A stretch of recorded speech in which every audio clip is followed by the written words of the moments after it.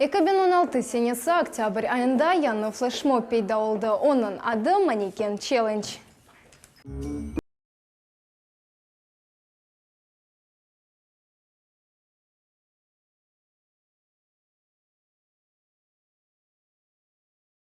Mayı ağlarda Mannequin Challenge hashtagli yanı virüs peyda oldu. Onun iştirakçıları farklı yerlerde dramatik turuşlarını seçerler ve maneken gibi turalar. Oktyabr'ın 27 günü Pıvrıti adlı Twitter kullanıcısı Mannequin Challenge hashtagli ilk videonu yerleştirdi. Bu flashmob'ni Amerika'daki Florida ştatının Jacksonville mektebinin talebeleri yaptı. Olar aselet birkaç saniyege sınıf içinde katıp kaldılar ve bunu videoga çıkardılar. Kichkine video Twitter'de 4,5 bin like ve 4,5 bin paylaşımını topladı. Flashmob'nun teşkilatçıları bildirgenine göre bu iş hiçbir hayriye ya da ticaret maksatlarını takip etmey, tek eğlenmek için yapılgan. O zamandan beri bu flashmob'da binlerce adam iştirak etti. Misal olarak studentler, Halkara Wrestling Federasyası, Yırcı Adele ve Hillary Clinton. Dünyada flashmob muhlislerinin sayısı arttıla. Soundtrack olarak Sremord'un Black Beatles yeri seçildi. Neticede yırcılar konsertlerinin birisinde bu flashmob'a kol tuttular. Bugün içtimai ağlar vaktidir. Her bir telefon kameranın mevcut. Olar her türlü videolarını çıkarmak için imkan yaratalar. Bu flashmob o'zining ilk tamirlarini birkaç yıl evvelsi Yaponiyada attı. Şimdi ise flashmob butun dünyada tarqatildi. Birden X adamları Kechken Kelajekning kunlari adlı film ve Kunisov rolünü oynagan Evan Peters hatırına kele. Anda vaqt to'xtala ve qaraman qatıp kalgan insanlar ve eşyalar arasında çapa edi. Eğer de bu filmni bakmagan olsanız, Matrisa filminde buna benzeyen hareketlerini görebilirsiniz. Bu semerinin adı Bullet Time. Eğer Hollywood Mannequin Challenge'ge maxsus semereler koşsa, aynı Bullet Time'ga oşacak. Şimdi ise her bir insanın telefonunda kamera var ve Mannequin Challenge bütün ilmi uydurup sahadaki hayallarınızı yerine getirebilir.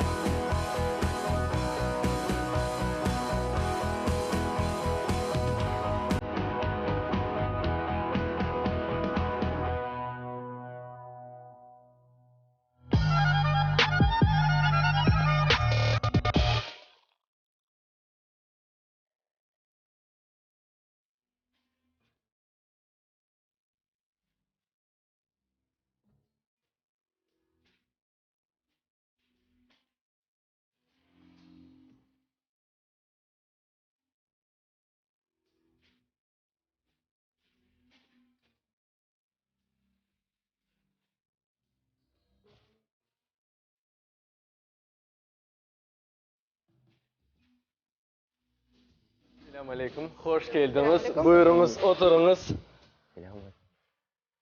Hürmetli seyirciler, biz yayınımızı devam etemiz. Bizim stüdyamızda misafir, siz şimdi görüyorsunuz. Suhbetimizge herkes davetli ve şimdi biz öz misafirimizni, güzel, meraklı insanını sizge tanış ettirecekmiz. Bugün bu güzel stüdyada Marlen Ajaripov, teatr artisti, aktör, her şeyini mümkün aytmağa, uzatmağa mümkün çok ama biz bugün Marlen Bey'den her şeyini öğrenecekmiz. Sofrada iki fincan, ben bugün kahve içmeyeyim hürmetli seyirciler. Olmaz. Marlen Bey, işler, sağlıklar. Sağ olunuz. Hep şey yaxşı. Yaxşı. Театр hakkında laf edecekmiz. Чем живет сейчас театр, чем живете вы в театре? Театр живет зрителем. Мы живем все актеры зрителем. Мы живем только вот благодаря тому, что вот зритель приходит, радует нас своими посещениями, а мы радуем их своими исполнениями. А сколько лет уже вы в театре и помните этот день? Да, я помню первый день. я был еще студентом, зелененьким, когда меня пригласили на просмотр в театр. Сказали, приди, просмотрись артистом балета. Это был март месяц, точный день, там, 21 марта вроде было, 22, потому Новый что год. я уже был устроен на работу, я прошел просмотр, меня приняли на работу, и вот с 22 марта 2011 года, уже 6-й театральный сезон, я работаю в театре. Ага. А до этого ваша жизнь как-то была связана с театром? То есть детство, юность? С театром не была связана со сценой. Я с буквально 3-го класса танцевал в своем родном городе Бахчисарае в ансамбле «Ильхам». Там педагог привил мне любовь к танцу. Потом я, будучи уже более взрослым, поступил в университет культуры на факультет режиссуры и хореографии. И оттуда уже как-то сцена, каждый день концерты. Вот эта любовь как-то вот в сердце она так притаилась. Потом появилась возможность прийти в театр. Я вот пришел, и теперь, я не знаю, я уже, наверное, не представляю себя без театра, без сцены, без зрителя. Трудно было учиться? Ой, сложнее давались гуманитарные предметы, а вот именно практика. Да, практика была легко. Тяжело было физически, какие-то моменты, когда на год бывало 200-250 концертов в год, будучи студентом, мы давали. Поэтому... Там же как бы и учебных дней всего 250-300. Ну, Да. у нас бывало такое, то, что мы вызывались во время летних каникул, заранее приходили, готовили концерты. Даже в выходные дни, когда все, можно сказать, нормальные люди отдыхают, артисты работают. У нас выходных нет. И праздники тоже работают. Праздники тоже, это само собой. Первое знакомство с театром. Вообще, какое представление было об актерском искусстве? Ой, для меня всегда было интересно посмотреть на актеров не только со сцены, а изнутри, за кулисами. Какие они люди вообще. Вот, они выходят на сцену в иных образах. Вот один образ, второй, третий, пятый. А хотелось посмотреть, какой то человек на самом деле. И мне всегда было интересно. Я всегда после какого-нибудь концерта, спектакля, мне всегда хотелось зайти за кулисы и посмотреть на этих людей, какие же они вот все-таки на самом деле. Ага. А вот тогда такой вопрос к вам. Не, ну сейчас мы видим, какой вы на самом деле, но вам ведь тоже приходится играть различные роли. Да.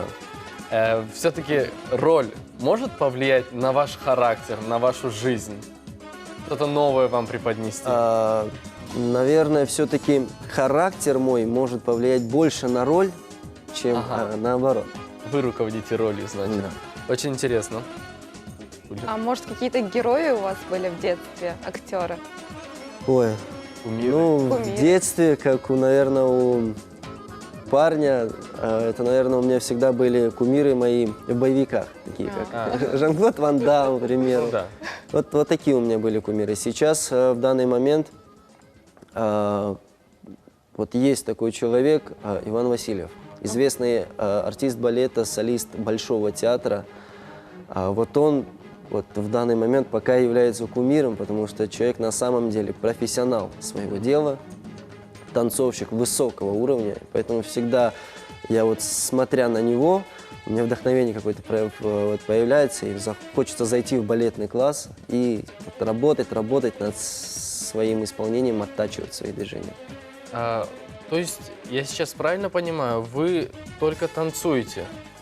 Я как бы...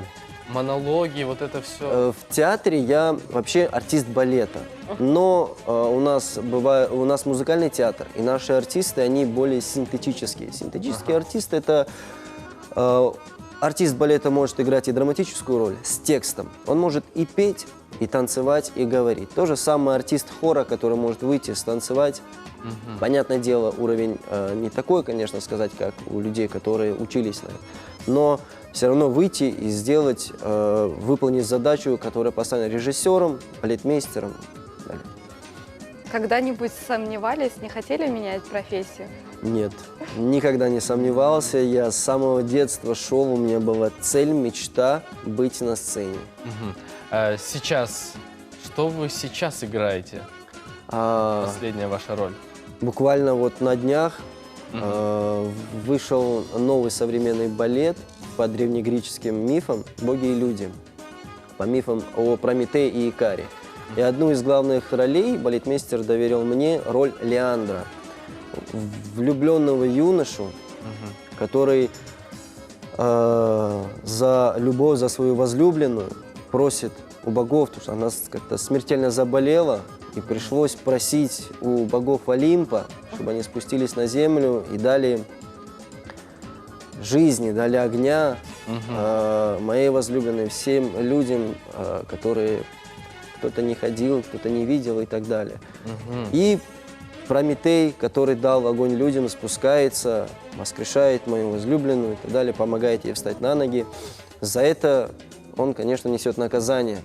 Его приковали к скале и так далее. А мне, в свою очередь, благодарность ему за то, что он помог мне. Я поднимаю весь народ, те, кому он тоже помог, на войну, чтобы расковать его, благодарность свою такую выразить. Очень интересно. Да, интересный сюжет. За 6 лет, Да. 6 сезонов творчества, вы наверняка сыграли очень много ролей. Ну, не без этого. Скажите, вот на самом деле, вот теперь вы можете сказать, что вы можете сыграть любую роль? Или все-таки есть еще то, что вы не сыграли? Конечно же, есть то, что не сыграл. Я не могу сказать, что могу сыграть любую роль. Хотелось бы в это верить, конечно. Ага. Я любую роль, которая будет доверена мне режиссером, либо балетмейстером, буду над ней работать так, чтобы я на самом деле был просто профи в этом деле. Чтобы выйти и сыграть, и вжиться в роль. То, что не знаю, насколько это получится, но буду стараться. Очень интересно. Хотела спросить, мы телеведущие, вот работаем, и у нас, когда друзья, у нас общая тема работа. Хотелось бы узнать, влияет ли ваша работа на семейную жизнь? Или Нет, не влияет совсем. Влияет только на то, что очень редко я бываю дома, в отчим доме, с родителями. Очень редко приезжаю. Только вот здесь, из-за моего графика, что мы очень часто бываем в разъездах, на гастролях. У нас один выходной, понедельник, один раз в неделю, и не всегда его можно уделить тем родным людям, которым бы хотелось. наверное, спрашивают, чем занимаешься? Родители прекрасно знают, Да? чем я занимаюсь. Да, родители всячески меня поддерживают. Всегда и мама, и отец всегда звонят, приезжают на премьеры. Всячески как могут поддержать родители, так они и поддерживают. За это, конечно, очень благодарен. Мы, кстати, немножко вчера посмотрели вашу страницу в соцсетях. Мы увидели, что вы помимо театра еще увлекаетесь спортом. Спортом, да, спортом увлекаюсь Нам с вот детства. интересно стало, совместимо ли это, и более подробно про спорт, которым вы увлекаетесь. Я до того, как начал танцевать, Мгм. отец все-таки хотел воспитать во мне спортсмена, Ага. хотел, чтобы я физически и морально, и духовно был здоровым ребенком, здоровым пацаном, как говорится. И он всегда меня водил на всякие секции спортивные. Боксинг, карате, бокс, борьба и так далее. Что я выберу для себя. И с детства вот у меня любовь к спорту осталась. Я занимался на протяжении 6 лет, занимался карате. До этого у меня и кикбоксинг был, и бокс. Сейчас в свободное свое время я уделяю тренажерному залу. Просто вот тот, я не знаю, какой-то, может быть, бойцовский дух с детства остался, то, что хочется в какой-то момент развить не только танцевать, к примеру, да, физически уставать, но и уставать в другой обстановке. С железом, с грушей, боксером и так далее. То есть всю злость, которую вы получили на танцах, можно... Нет, не всю злость, всю ту энергию, которая еще во мне осталась, которую я вот не смог на сцене вот из себя выдавить, которая еще немного осталась, я ее в спортзале уже из себя. Интересно, на самом деле. И все-таки это совместимо. Тогда, раз уж мы заговорили про спорт, за то, что он все-таки всегда с вами, вы уделяете ему время, вот утро, ваше утро, как оно начинается вообще? Ой, мое утро начинается как у всех нормальных людей, я просыпаюсь, алхамдулилля, то, что проснулся, как говорится, и умылся, собрался, приехал на работу. На работе уже чашечка кофе, просыпаюсь. Кто-то делает зарядку, когда только проснулся, а у меня зарядка в балетном классе. У меня сначала я прихожу на работу, у нас классический урок, час, и вот это для меня зарядочка. Я просыпаюсь в балетном классе, можно сказать. Шала. Как вы представляете будущее театра? Может, какие-то интересные у вас идеи есть? Ой, будущее театра, это зависит только вот от зрителя. Если зритель будет приходить, вот, мы же работаем только для них, вот для всех, кто приходит. Если зритель будет приходить, будущее будет у театра. Поэтому хотелось бы, чтобы театр сейчас опять вошел в моду, потому что сейчас эра интернета. Кто-то любит ходить там, в кинотеатр, кто-то еще куда-то. А хотелось бы привить ту любовь зрителя, вот именно, чтобы все в театр, шли в театр, потому что театр Включали это... телефон и смотрели Да, отключали 2 часа. свои телефоны, да, выходили из соцсетей и шли в театр, потому что это такое культурное просвещение. Но мы замечали сейчас такую тенденцию среди молодежи, то, что вот очень часто я видел в центре молодежь, которая выходит из театра. То Да, есть на самом деле мода это есть на хорошо, да, это радует. Даже у нас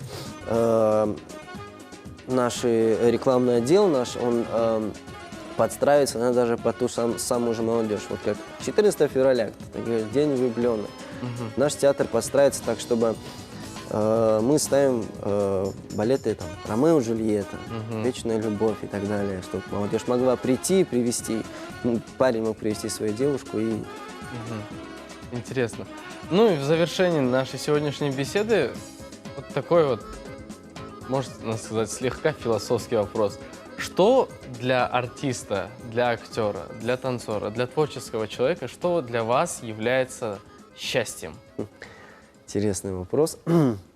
Счастье, ну, для меня, как и для любого, думаю, человека, в первую очередь счастье – это семья, родители, супруга, детский смех. Вот счастье, я думаю, самое главное счастье в жизни человека – это вот его близкие люди, те, кто его окружает. Ну и непосредственно для артиста счастье – это признание зрителя. Вот я выхожу на сцену, я полностью себя отдаю зрителю. Вот сколько во мне есть всего души, сердца, эмоций, я все отдаю зрителю. Приходит финал спектакля, финал концерта. Я выхожу на сцену, и тогда уже зритель аплодирует стоя, кричит «Браво!». Вот это на самом деле счастье, стоять на сцене, и когда полный зал, тысячный зал людей буквально стоит и стоя тебя аплодирует, кричит «Браво!», вот это счастье. Самое настоящее счастье для артиста. Gerçekten Miracle, çok sağ olunuz. Марлен Бей, пожелания для наших телезрителей. Вернусь к последнему вопросу. На самом деле пожелаю настоящего счастья, настоящего человеческого счастья всем нашим телезрителям. Пожелаю, чтобы смотрели телеканал «Миллет», приходили к нам на спектакли, мы их будем радовать, а они будут радовать нас своим посещением. Çok sağ olunuz gelgeniniz için, sağ olunuz ve sizin işlerinizde muvaffakiyet dileyimiz. Oldu mu? Oldu. Çok sağ olun. Böylelik не надеюсь, телесерджер, біз девам етеміз. Бүгін хатırlatамыз. Селямлашмақ ве құшақлашмақ күнідір. Сіз более позитив энергияларны өз яқынларыңызға беле білесіңіз. Мен белесем, бұл саада Алиде бір ішлеріні yaptı. Ага, құрметті сeyirciler, böyle мерақлы, кішкене бір вазифе бейжерілді біздің тарафымыздан. Білмейміз, насыл олды. Мен керчектен пек мерақландырды мені бұл вазифе. Асыл селямлав күні, халқара селямлав күні. İnsanlar мерақлы еді. Келіңіз сейретейік, асыл дүнияда ве Қырымда насыл insanlar бұл байрамға қатылалар.